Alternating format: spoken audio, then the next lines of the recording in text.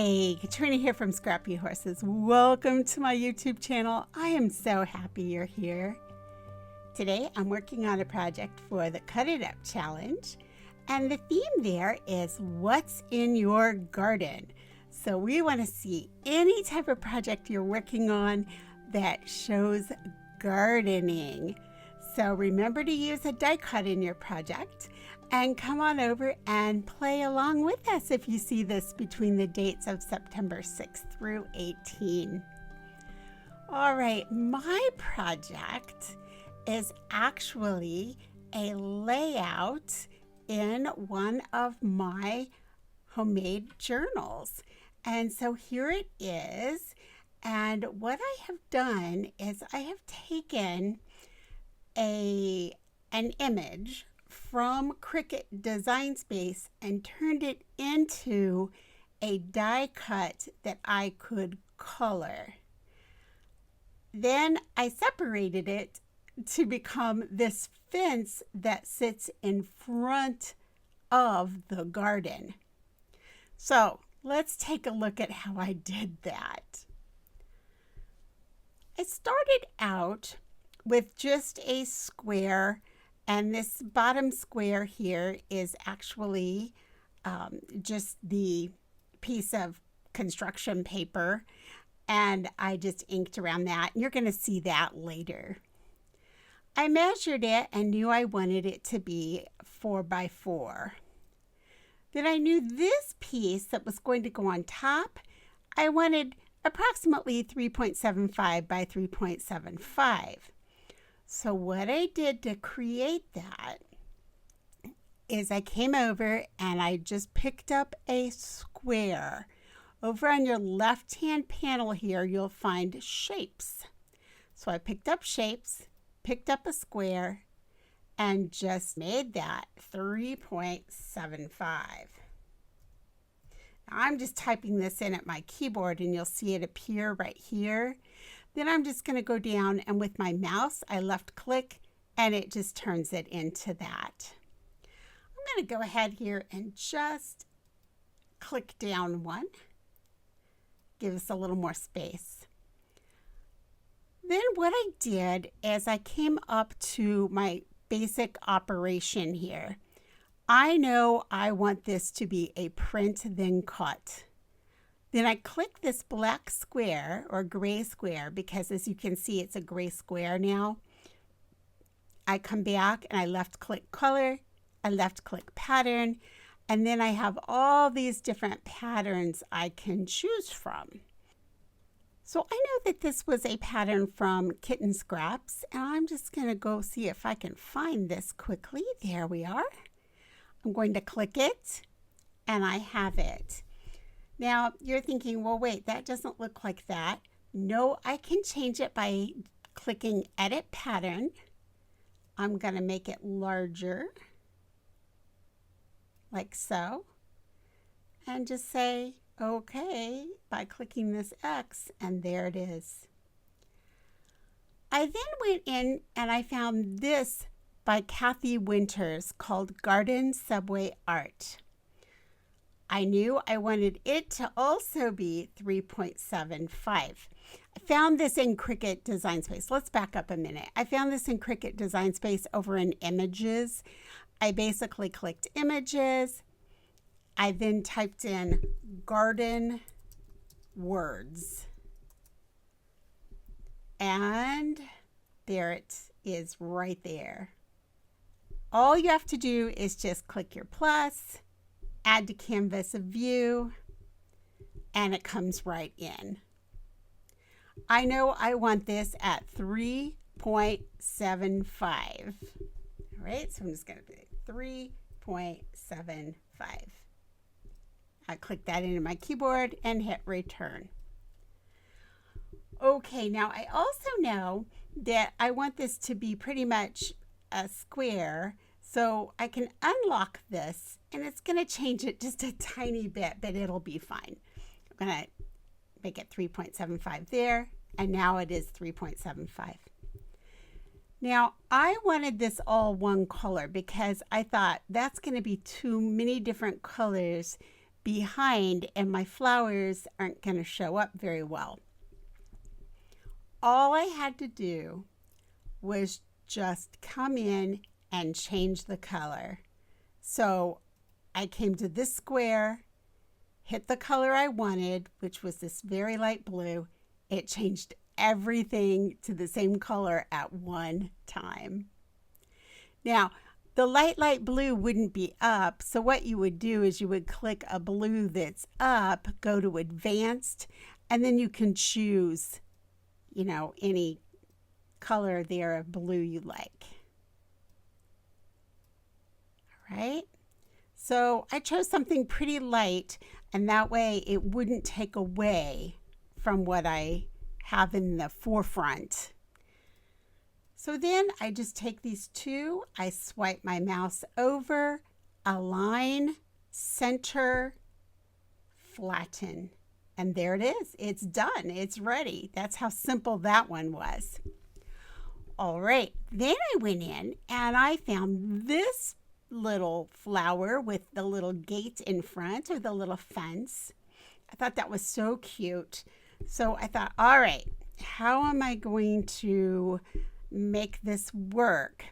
So what I have done is I actually went in and separated the gate from the flowers. This image is by EliArt, called Garden Flowers. Again, you'll find it in your images in Cricut Design Space.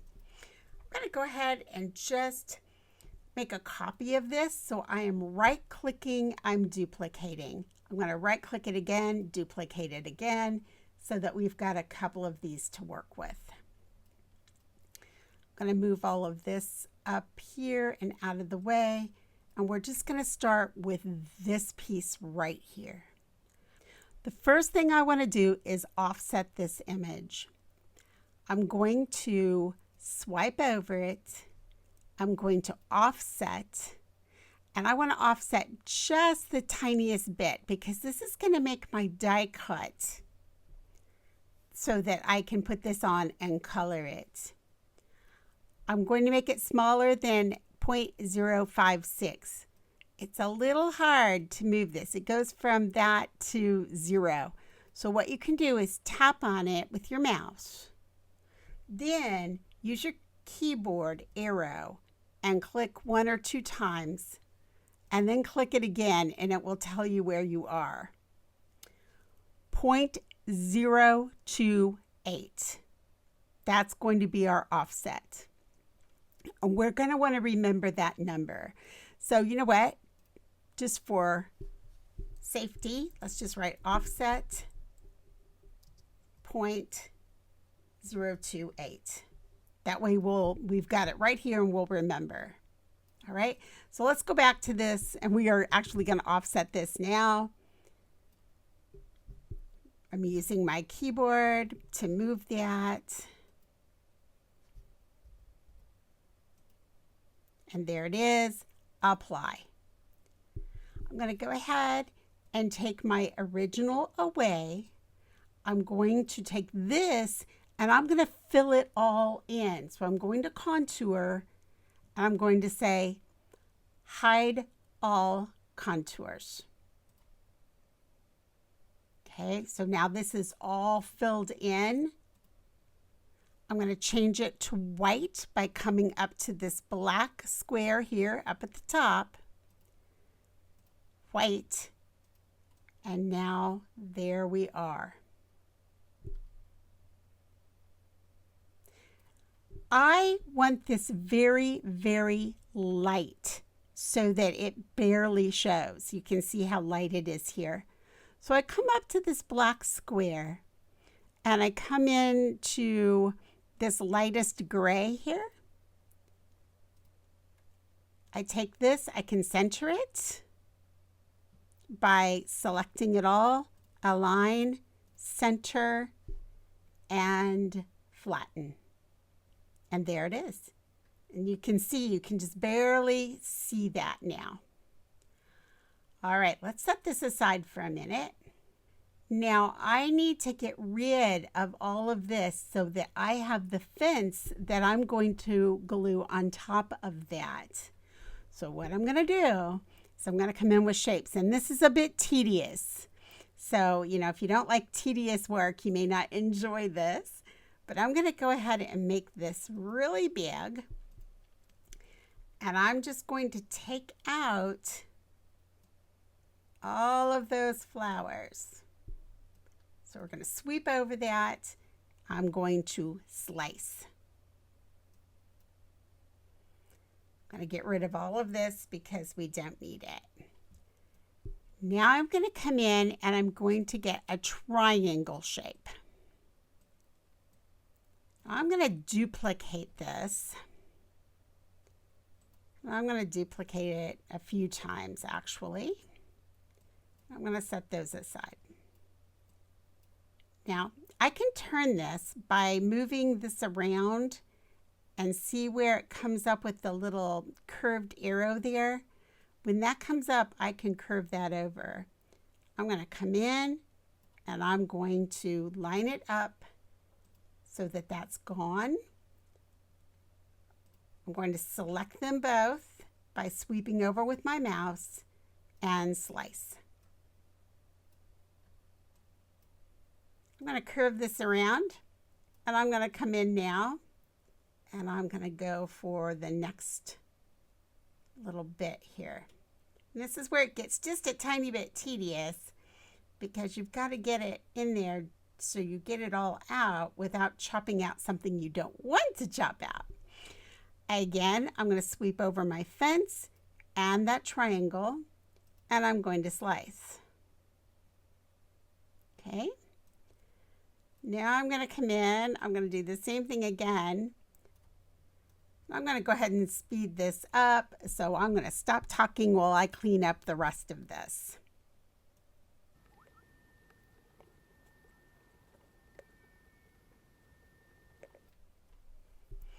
All right, so now you can see that I have a little itty bitty something right there. That will affect this next step, and so will this. So again, let's just come up to shapes, grab a square, and you're going to need to make this as small as you can right off the bat and still get this covered. So we're going to bring it in, and that should do it. Yes. Sweep over both, and we're going to slice. We got it. Now we're going to bring this in. We're going to flip it around. And we got it. We're going to get rid of all of this. I'm sweeping over and I'm going to hit delete. All right, we got everything out. Now we're going to come back and remember how I said we had to remember our offset, because this is the size of this piece. Okay, this is this piece right here. Mine over here is a little bit bigger than this one is, but that's okay. We're going to offset this piece at 0.028. So this is the piece that is this color. So I'm going to go ahead and turn that color so you know that that's what that is. Now I'm going to offset it at 0.028. Apply. This will now fit directly over this piece. So let me bring this and back this. Bring this over here. You'll see what I'm saying. We'll get this out of here. Right? So we want this black to totally cover all that white, and see how it does. That's going to be this dark brown that I'm actually going to cut out of white actually. And then we're going to duplicate this. So we have two of them. They're going to sit exactly together because I will glue them together. So let's just say for align center, and then we're going to bring it up and put it right over the top there. I'm going to offset slightly, and there it is. And then this fits right back here. So you can see now how we made this work. Okay, so I hope you found this to be much easier than it might have appeared in the beginning. That you can create your own die cuts with die cuts that go along with it and make something more dimensional then. Let's go off to the craft table. Between here and the craft table, I'm going to pull out my Copic markers, just do some simple coloring on this, and then I'm going to also, just with a little makeup brush, I'm just going to do this part that's white right through here. I'm just going to do that with some close to my heart ink. I'm just going to dab in a little bit of blue ink in there. So that's all I'm going to do before I catch up with you at the craft table. And here we are at the craft table. I have Copic colored the flowers. Here are the two light beige fences, and there's my offset. There's the piece I colored. I have a little bit of orange ribbon. It was just a scrap. Here are the pieces that I print and cut, and the little background blue piece. I have a couple of close to my heart embossing folders. I'm going to have to decide which one I want to use. This is a homemade journal, and I'll leave a link to that below that you can check out. And I just chose some stamp sets that had flowers. I wasn't sure which ones I wanted to use, so I just chose some different ones. I ended up using 2 of the different stamp sets. I'm going to start off by just taking my stamps and stamping over the page a little bit. I'm going to set up where I want my main focal piece to go, and I just want half of that butterfly to show there. So I'm not even getting out a stamp block here. I'm just using my fingers and just putting those little stamps on my fingers and doing some second generation stamping as well as some first generation stamping. Going with all oranges and blues. Now here's an idea, a tip for you. If you're not ready to go wash them because you want to continue with your project, get an old ice cream lid, lay a wet paper towel on there, and just lay your stamps face down. And you can set it aside, and that ink will stay wet, and then you can just go scrub it when it's convenient for you. All right, I'm going to come in and just quickly color that fence with a Pitt Pen, nothing fancy. And I'm going around the edges of that blue just to deepen that up a little bit. I'm going to go around the edges of my page with some of the orange. This is all close to my heart ink. It's all retired now. So I'm going around the opposite side. I just laid a piece of paper there to keep my other page clean. Coming in, I'm going to go around the edges of this little piece that we did with our print then cut. And again, it's just a light blue, just to sort of give it a little bit of an edge. All right, here we are with those fence pieces. I glued those 2 together. I'm going over with some very light tan sort of ink. I believe it's called Champagne. Again, retired from close to my heart. Now I'm going to run it through the embossing folder, and I decided to go with this one because the stripes were just a little bit closer together. And now I'm going to bring out that embossing with some darker chocolate colored ink. Coming in with my Barely Arts Precision Glue, and I'm just going to glue those 2 pieces together now. And now I have my fence ready, and I can go ahead and adhere that right onto the piece that we cut, that die cut that we cut and colored the flowers. I went ahead and glued everything into my book. I used some Aileens clear gel, added a little bit of sparkle tape, shimmer tape from close to my heart. Now, these little flowers at the bottom, I just found laying on my craft table, and I thought, oh, perfect. So I put a little ink on those, brought in some Spellbinders gems here, and I'm going to color them up with a Copic marker in orange. I also had found some close to my heart pieces and put those in also, those little sparkly blue ones. And then I'm going to come in and put a little bow up there. I'm sorry, I'm a little cattywampus here. I sort of missed getting that into the frame exactly. And now I'm going to come in with some Studio G glitter glue and just sort of add a little more sparkle to the page. Now, when I came in with this, it put a big glop on that first flower. So you're going to see how I fixed that. I came in with my Cricut spatula and I just very slowly just went in and took a little bit off and then a little more, and it cleaned it up, and I got the big glob off, and it turned out just fine. And then I came in with that and put a few more little ones, just scattered them around the page, just to sort of draw the eye around, and they just sort of fit in with those little orange and blue sparkles. Hey, any comments or questions, please leave them below, and I will get back with you. All of the information you need for Cut It Up is also there, so come on over and join us. Hey, thanks for your time today. I will catch up with you in the next video. Bye.